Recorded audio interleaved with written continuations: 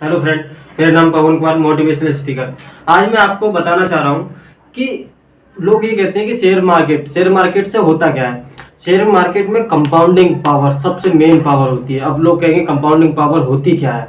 Compounding power होती क्या है? कंपाउंडिंग पावर का मतलब क्या होता है कि लॉन्ग टर्म में, यानी लॉन्ग टर्म का मतलब ये नहीं कि आज मैंने एक शेयर ले लिया तो एक साल बाद कितना हो जाएगा या एक महीने बाद कितना हो जाएगा। नहीं भाई, उसका कहने का मतलब मेरा ये है कि किसी भी कंपनी के शेयर आपने लिए वो 5 साल 10 साल तक होल्ड करने हैं, यानी कि खरीदने के बाद बेचने नहीं है। 5 साल 10 साल तक। उसकी मैं एक जीते जागते उदाहरण आपको बताने जा रहा हूँ, वो है विप्रो कंपनी का। मोहम्मद अनवर थे, आलमनेर के रहने वाले थे। ठीक है, शेयर मार्केट से पैसा कैसे बनता है, सबसे बड़ा मेन मोटिव मेरा ये था। ठीक है ना, और वो भी लॉन्ग टर्म में। शॉर्ट टर्म में कोई पैसा नहीं बना सकता भाई। कितना बना लेगा? 1,000 के 10,000 कर लेगा तो 10,000 से क्या पैसे वाला हो गया? क्या नहीं हो गया। 10,000 से 20,000, 20,000 से 30,000 नहीं। लेकिन अगर कोई भी कंपनी में हम शेयर लेते हैं तो वो आगे बढ़ता जाता है, बढ़ता जैसे छोड़ देते हैं ना तो वो पैसा ग्रो होता चला जाता है। वो आपको पता भी नहीं चलेगा कि आपके अनुमान से भी ज्यादा पैसा कितना हो जाएगा। सोच रहे हो? मैं आपको उसका बता रहा हूँ।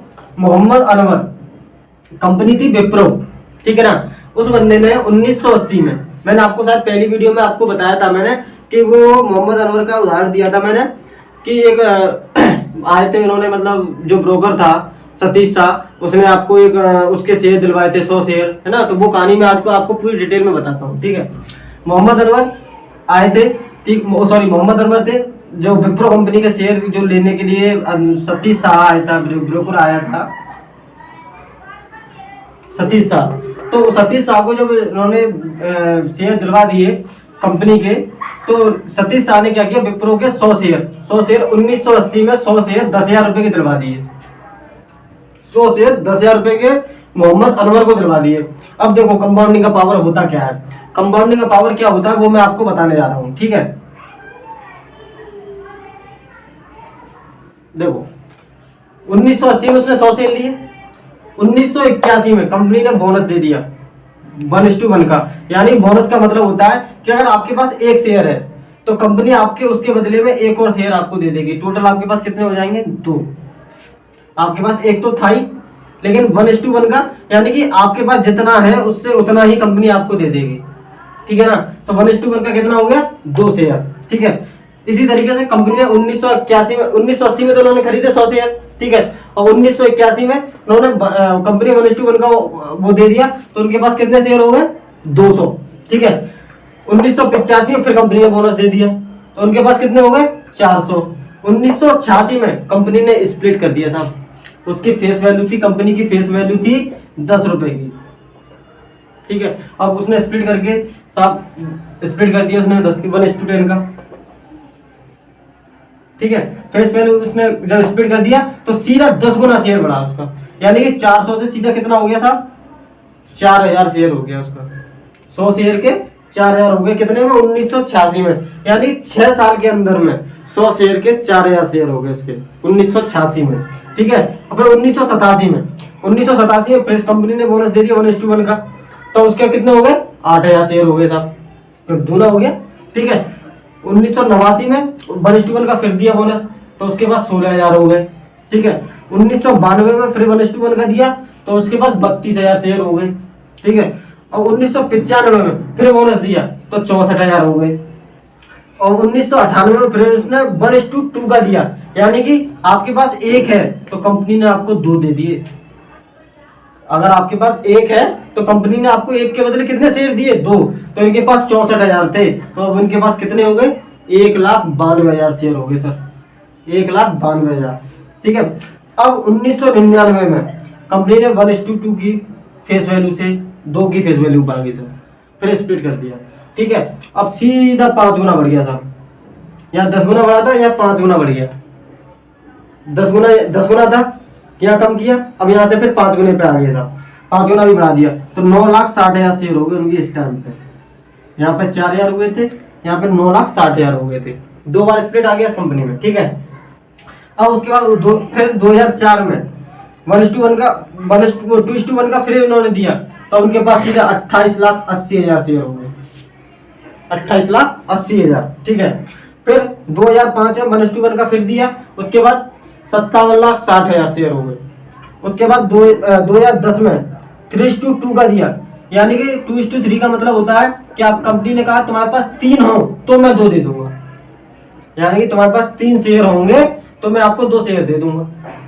तो उसके बाद इस जरिए उनके पास हो गए 96 लाख शेयर, 96 लाख शेयर हो गए सर। अब 2017 में फिर 1:1 का दे दिया, तो उनके पास 1,92,00,000 शेयर हो गए, 1,92,00,000, ठीक है।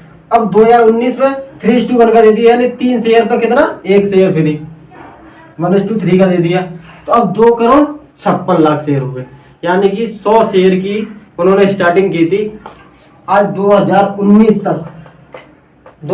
तक आते आते उनके पास 2,56,00,000 शेयर हो चुके हैं, 2,56,00,000 शेयर। अगर मैं एक शेयर की वैल्यू 1 रुपये भी मान लेता हूँ तो भी आज उनके 10,000 के 2,56,00,000 रुपए हो चुके हैं। लेकिन आपकी जानकारी के लिए बता दूं कि विप्रो की एक शेयर की वैल्यू आज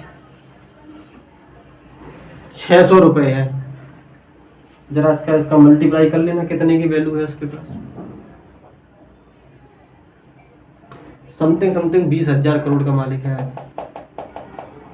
समथिंग, ठीक है। अब ये तो हमारी बोनस की बात होगी सर। अब डिविडेंड, कंपनी ने डिविडेंड भी तो दिए होंगे। मैं ये मानता हूँ उसे हर साल 1 रुपये मिलता होगा, हर साल 1 रुपये।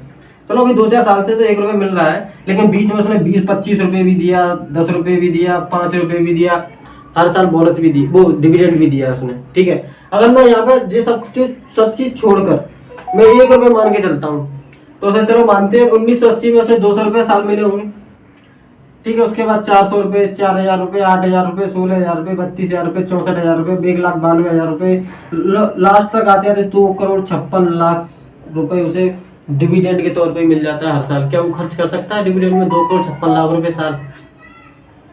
नहीं कर सकता ना। बहुत पैसा हो गया भाई, 2,56,00,000 बहुत पैसा हो गया। इतना पैसा हम पूरी लाइफ में नहीं कमा पाते हैं। उतना उसे कंपनी केवल एक रिवॉर्ड के तौर पर दे देती है, इंटरेस्ट के तौर पर दे देती है। ये होती है कंपाउंडिंग की पावर। अगर किसी पेड़ को लगा रहे हो तो उसे समय दो, फल देने लायक तो बनाओ उसे पहले। ये थोड़ी नहीं है कि आज पेड़ लगाया तो कल उसका फल तोड़ना चाहते हो। अरे भाई उसे टाइम दो। जब तक उसे आप टाइम नहीं दोगे तब तक वो आपको फल नहीं लाके देगा, किसी भी हालत में नहीं लाके देगा। लेकिन आज इन्होंने, अगर आप ये कह रहे 42 साल हो गई, अरे मैं यहाँ तक ही छोड़ लो, 8 साल 8-10 साल ही छोड़ दो, तो भी उसके पास क्या समझ रहे हो 28 लाख रुपए हर साल आ रहा है। आप कमा सकते हो 28 लाख रुपए हर साल? कोई 2 लाख रुपए 3 लाख रुपए इससे ज्यादा कौन कमा रहा है साल में? हम जैसा नॉर्मल मिडिल क्लास आदमी नहीं कमा रहा इससे ज्यादा, लेकिन उसके पास 28 लाख रुपए पर साल कमा रहा था वो उस टाइम पे, तो वो भी शान से, ठीक है ना। तो ये है कंपाउंडिंग की पावर। जब तक आप किसी भी कंपनी में इन्वेस्ट करते हो और लॉन्ग टर्म के लिए छोड़ते हो तो आप उस कंपनी का बेनिफिट उठा पाओगे, पैसे का बेनिफिट उठा पाओगे, अन्यथा आप उसका बेनिफिट नहीं उठा पाओगे कभी भी। खरीदना बेचना ये तो क्या है, ब्रोकर सिस्टम है। थोड़ा सा प्रॉफिट क्या लिया उससे आप सोचो मैं बहुत बड़ा प्रॉफिट वाला हो गया, नहीं। थोड़े से प्रॉफिट से नहीं रुकना है भाई, थोड़े से प्रॉफिट से नहीं रुकना है। जब तक हमें कुछ बड़ा करना है ना, तो बड़ा करने के लिए हमें बहुत लंबा सोचना पड़ता है, बहुत लंबा। इसलिए इस बंदे की तरह हमें भी टिकना चाहिए। छोटी मोटी उतार चढ़ाव से हमें पीछे घबराना नहीं है। अब भाई मैंने 100 रुपए का शेयर लिया, 90 रुपए का हो गया, अरे ये तो नुकसान में जा रहा है। अरे नुकसान में जा रहा है ये देख रहे हो, या फिर ये भी तो देख रहे हो वो डिविडेंड भी तो दे रहा है। अब इसका रिकवर हम डिविडेंड से प्राप्त कर रहे हैं। छोटे मोटे नुकसान से देख रहे हो आप, छोटे मोटे नुकसान से नहीं देखना भाई, हमें लॉन्ग टर्म के लिए रखना है। भूल जाओ नुकसान में जा रहा है नहीं जा रहा है, बस कंपनी में भरोसा होना चाहिए आपको कि मेरी कंपनी अच्छी है ना, बस मुझे प्राइस से कोई लेना देना नहीं है। एक बार इन्वेस्ट करो बस, मुझे प्राइस से लेना देना नहीं है। छोड़ दो लंबे समय के लिए, 5 साल 10 साल, कम से कम 5 से 10 साल तो उसे हमें एक कंपनी में होल्ड करके रखना ही चाहिए लॉन्ग टर्म में। मेरा मानना यही है कि अगर शेयर मार्केट में आप सफल होना चाहते हो तो किसी भी शेयर को 5 से 10 साल तक तो होल्ड करना ही पड़ेगा, तब वो आपको बेनिफिट बना के देगा। क्योंकि टाइटन कंपनी भी थी ना, जो राकेश झुनझुनवाला थे, राकेश झुनझुनवाला थे ना, तो उन्होंने भी टाइटन कंपनी के 3 रुपए प्रति शेयर से 6 करोड़ शेयर लिए थे। 6 करोड़। ठीक है, आज की डेट में एक शेयर की वैल्यू 2400 रुपये है।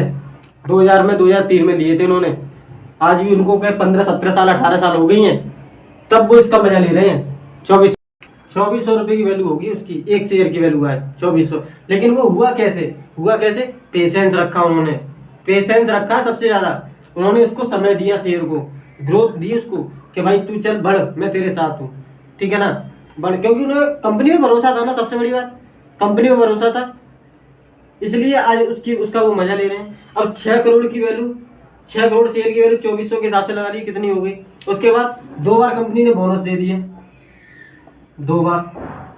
अब 6 करोड़ के कितने हो गए होंगे? अनुमान है 12 करोड़, 12 दूनी 24 करोड़ शेयर हो गए उनके पास। और 24 करोड़ के शेयर की वैल्यू 2400 के हिसाब से लगाओ, कितना हो गया होगा? कोई सोच भी नहीं सकता। ठीक है, तो और डिविडेंड दे दिए वो साथ में, 5 रुपए का, 7 रुपए का, 8 रुपए का, 10 रुपए का। तो क्या कौन खा रहा है भाई इतना डिविडेंड?